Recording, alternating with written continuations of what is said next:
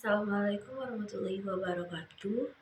Perkenalkan, nama saya Maya Putri Handrayanti dengan NIM channel D023005 dari Prodi Perpajakan kelas F Fakultas Ekonomi dan Bisnis. Baiklah, di sini saya akan sedikit menjelaskan materi tentang pemotongan PPh pasal 4 ayat 2. Pengertian.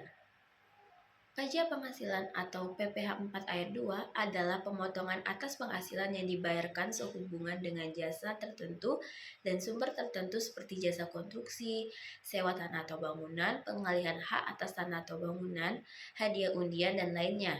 Jadi, PPh final 4 ayat 2 adalah pajak penghasilan atas jenis penghasilan tertentu yang bersifat final dan tidak dapat dikreditkan dengan pajak penghasilan terutang.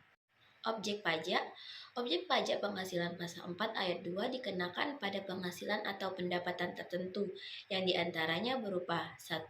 Bunga deposito atau obligasi, 2. Hadiah, 3. Transaksi saham atau surat berharga, 4. Pengalihan aset atau sewa tanah atau bangunan, dan 5. Pendapatan lainnya. Subjek pajak. Yang pertama, wajib pajak orang pribadi. A. Sebagai pihak pemotong, wajib pajak orang pribadi tidak ditunjuk untuk memotong PPh pasal 4 ayat 2, diantaranya bendaharawan atau pejabat yang melakukan pembayaran atau pejabat yang menyetujui tukar-menukar untuk objek pajak pengalihan hak atas tanah atau bangunan. B. Disetor sendiri oleh penyedia jasa dalam hal pengguna jasa bukan merupakan pemotong pajak. Dan yang kedua, wajib pajak badan. A. Sebagai pihak pemotong, wajib pajak badan tersebut secara khusus diberi tugas untuk melakukan pemotongan PPh jenis pasal 4 ayat 2 termasuk pihak yang membayar atau pihak lain yang ditunjuk sekali pembayar dividen, koperasi yang melakukan pembayaran bunga simpanan kepada anggota koperasi orang pribadi. Tarif pajak. Tarif PPh pasal 4 ayat 2 yang dikenakan kepada wajib pajak baik orang pribadi maupun badan akan merujuk pada sumber-sumber penghasilan yang diperolehnya. Berikut ini tarif dari setiap objek pajak PPh pasal 4 ayat 2. 1. Tarif 20% dikenakan terhadap bunga deposito serta jenis-jenis tabungan, sertifikat Bank Indonesia atau SBI, dan diskon jasa giro. Ketentuan tarif ini telah diatur dalam PP nomor 131 tahun 2000 serta turunannya Keputusan Menteri Keuangan nomor 51 KMK nomor 4 2021. Yang kedua, tarif 10% dikenakan atas bunga simpanan yang dibayarkan koperasi kepada para anggotanya sebagaimana diatur dalam PP nomor 15 tahun 2009. 3. Tarif 10% dikenakan atas dividen yang diterima oleh wajib pajak orang pribadi dalam negeri sebagaimana telah diatur dalam pasal 17 ayat 2C. 4.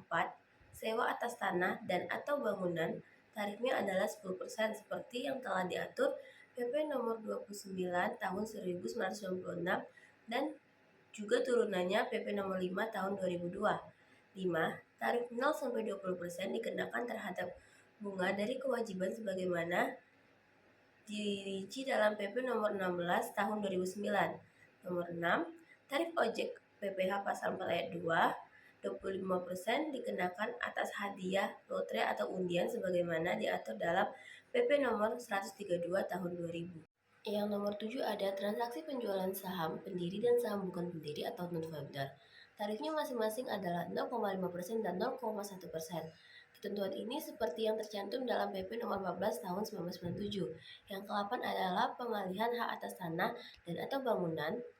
Tarifnya adalah 5% seperti yang tercantum dalam PP nomor 71 tahun 2008. 9.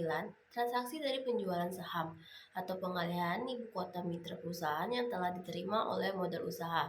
Tarifnya adalah 0,1% sebagaimana telah diatur dalam PP nomor 4 tahun 1995. Dan 10 ada tarif PPh final jasa konstruksi dikenakan tarif 2-6%. 11. Transaksi derivatif berjangka panjang yang telah diperdagangkan di bursa dikenakan tarif 2,5% sebagaimana telah diatur PP nomor 17 tahun 2009. Selanjutnya ada mekanisme, yaitu terdiri dari mekanisme pemotongan. Mekanisme pemotongan di sini maksudnya adalah penyewa harus memotong pajak penghasilan sebesar 10% dari uang sewa yang dibayarkannya. Mekanisme dilakukan jika si penyewa adalah pihak-pihak yang disebut sebagai pemotong pajak. Selanjutnya ada mekanisme pembayaran sendiri.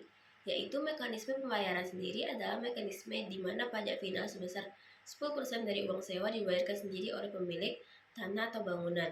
Pada mekanisme ini, penyewanya bukan pihak-pihak yang disebutkan di atas, maka pemilik tanah atau bangunan yang harus menyetorkan sendiri pajak finalnya.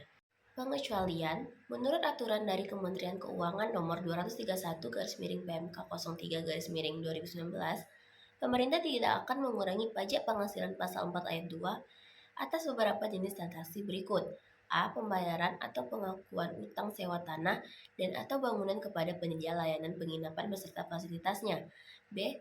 Sebagian atau seluruh pembayaran penjualan hak atas tanah dan atau bangunan kepada individu yang memiliki penghasilan di bawah batas penghasilan tidak kena pajak yang menjual hak atas tanah dan atau bangunan dengan total penjualan kurang dari 60 juta dan bukan hasil dari beberapa penjualan terpisah. Selanjutnya, sanksi. Sanksinya terdiri dari bunga, denda, dan sanksi pidana. Bunga keterlambatan. Jika pembayaran pajak dilakukan setelah jatuh tempo, maka wajib pajak akan dikenakan bunga sebesar 2% per bulan dari jumlah pajak yang belum dibayar. Denda keterlambatan selain bunga, wajib pajak juga dapat dikenakan denda atas keterlambatan pembayaran atau pelaporan pajak. Besaran denda ini diatur dalam Undang-Undang Perpajakan. Dan yang terakhir, sanksi pidana. Tindak pidana pajak, denda kasus yang sangat serius seperti upaya penghindaran pajak secara sistematis atau penipuan pajak, wajib pajak dapat dijerat dengan tindak pidana pajak dan dikenakan sanksi pidana berupa penjara dan denda. Contoh soal, sebuah perusahaan konstruksi dengan kualifikasi usaha kecil menerima kontrak pada proyek senilai 500 juta. Tarif PPh yang dikenakan adalah 1,75% karena perusahaan memiliki sertifikat Badan Usaha Kualifikasi Kecil. Berikut ini adalah cara menghitung pajaknya. PPh pasal 4 ayat 2 terutang sama dengan 1,75% dikali 500 juta akan menghasilkan 8.750. Jadi pajak yang terutang adalah sebesar 8.750 atas penghasilan dari proyek konstruksi tersebut. Baiklah, sekian materi penjelasan tentang pemotongan PPh pasal 4 ayat 2 dari saya. Lebih dan kurang saya mohon maaf. Saya akhiri dengan wabillahi taufiq wal hidayah. Wassalamualaikum warahmatullahi wabarakatuh.